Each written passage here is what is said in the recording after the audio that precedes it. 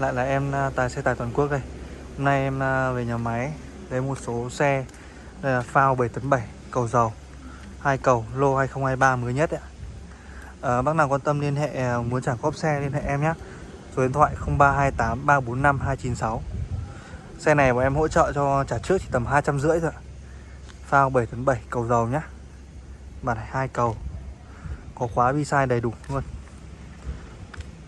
Em cảm ơn mọi người đã xem hết video của em ạ.